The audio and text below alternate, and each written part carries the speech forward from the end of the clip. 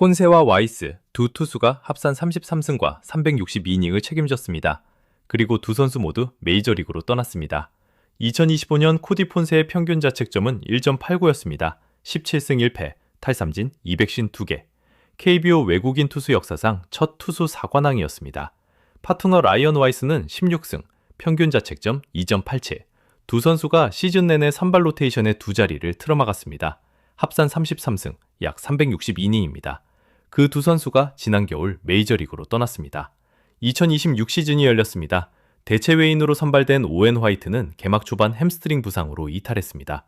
나머지 외인 에르난데스는 3경기, ERA 6.00, 퀄리티 스타트 0. 긴급 합류한 제쿠싱은 첫 등판 3이닝 3실점이었습니다. 팀 ERA는 현재 6.41.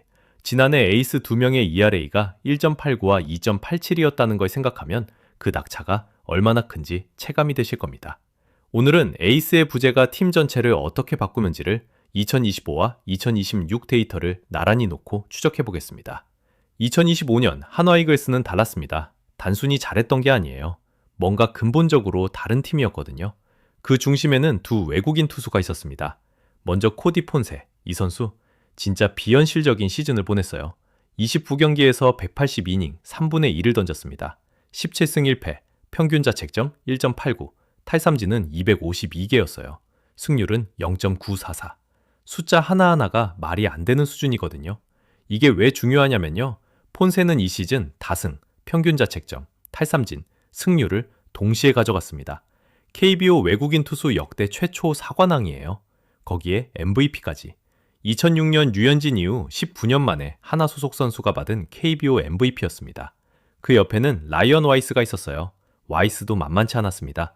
30경기, 178이닝, 3분의 2, 16승 5패, 평균 자책점 2.87, 9이닝당 탈삼진 9.62개, 상대 타자들의 OPS를 0.644로 묶었어요. 완전히 틀어막는 피칭이었습니다. 두 선수가 합산한 승수는 33승, 이닝은 약 360이닝이었어요. 팀의 절반 가까운 이닝을 두 외국인이 책임진 거예요. 결과는요, 하나는 정규 시즌 2위로 마쳤습니다. 83승, 구단 역대 최고 성적이에요.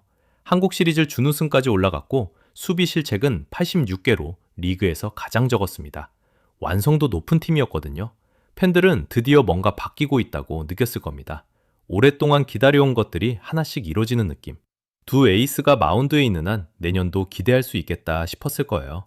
그리고 두 선수는 2025 시즌이 끝나자마자 메이저리그 계약서에 사인했습니다. 숫자부터 보겠습니다. 지난 시즌 한화 선발진에서 빠져나간 합산 성적 33승에 362이닝입니다. 5인 로테이션에서 두 자리가 동시에 비었습니다. 절반 가까이가 허공이 된 겁니다. 공백을 메우러 온 외인들이 있었습니다. 오웬 화이트. 기대가 컸죠. 그런데 햄스트링 부상으로 이탈했습니다. 시즌 시작도 전에 플랜 A가 무너졌습니다. 에르난데스가 있었습니다. 3경기 등판, ERA 6.00, 퀄리티 스타트 0. 겉으로는 대체 에이스, 뒤로는 불꽃놀이였습니다. 긴급 합류한 제쿠싱, 첫 등판, 3이닝 3실점, 최고 구속은 150km에도 미치지 못했습니다. 팬들은 알아봤습니다. 이 이름이 낯설다는 걸, 이 공이 다르다는 걸. 기억나십니까? 와이스가 던지던 날 상대 타선 POPS 0.644, 폰세가 삼진을 252개 찍어내던 그 리듬. 팬들은 그게 당연한 줄 알았습니다. 아니, 당연하길 바랐습니다.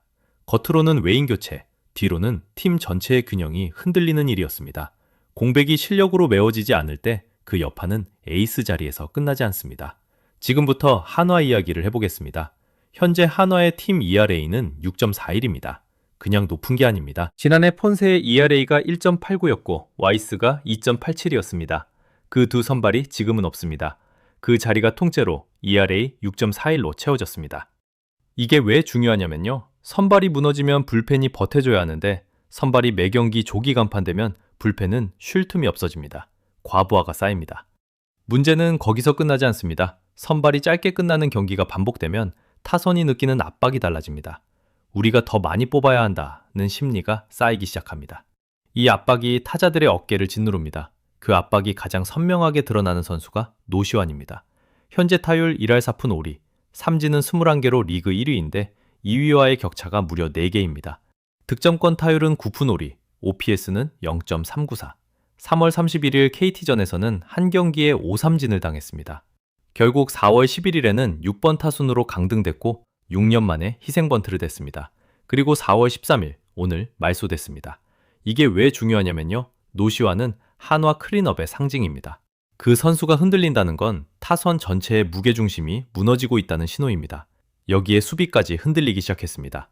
한화는 2025 시즌에 실책 86개로 리그에서 가장 적었습니다. 수비가 확실한 팀이었습니다. 그런데 2026 시즌 12경기 만에 실책이 벌써 16개입니다. 리그 최다입니다. 2021년 120개, 2022년 134개를 기록했던 수비 암흑기의 냄새가 다시 납니다. 이게 왜 중요하냐면요. 수비 실수는 실점으로 이어지고 추가 실점은 선발 교체를 앞당깁니다. 선발이 일찍 나오면 불펜이 더 소진되고 불펜이 지치면 타선 압박은 더 커집니다. 선발 붕괴, 불펜 과부하, 타선 압박, 수비 집중력 저하, 이 네 가지가 동시에 작동하고 있다. 그렇다면 지금 한화의 선택지는 무엇일까요? 가장 먼저 주목해야 할 이름은 쿠싱입니다. 시즌 첫 등판에서 쿠싱은 3이닝 3실점을 기록했습니다. 구속은 150km에 미치지 못했고 기대감보다는 물음표가 더 컸던 출발이었습니다. 사실 와이스도 처음부터 완벽하진 않았습니다.